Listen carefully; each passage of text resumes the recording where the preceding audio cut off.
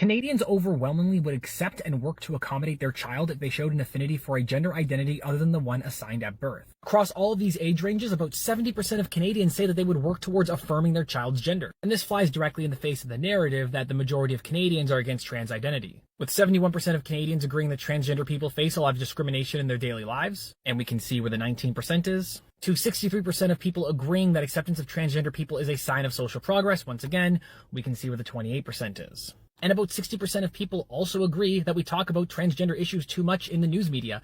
But the reason that we are talking about transgender issues so much in the media is because there is a small subsection of the population that doesn't want trans people to exist. We talk about it in the media and we talk about it on social media because we have to defend the rights of all Canadians. And we have to use facts to disprove their narrative because about 70% of Canadians would support their child in their gender identity, with 13% of people saying not sure, which really only leaves 18% of the population being filled with hate. And that 18%, they're the minority. Even in one of the largest political parties in this country, the people filled with hate are the minority. But that doesn't make Canada some woke Marxist paradise. When you look at how do you feel about the trend of using gender-neutral terms when talking about women, birth, and motherhood, 67% of Canadians think that it's a bad thing that devalues female identity. And that's okay. We can have these disagreements. We can have these conversations. Because this is a conversation that is normal to have. But wanting your child to be happy and to live a healthy life where they feel affirmed, that should not be a conversation. So for the 19% of you that wouldn't accommodate your child's gender, sure,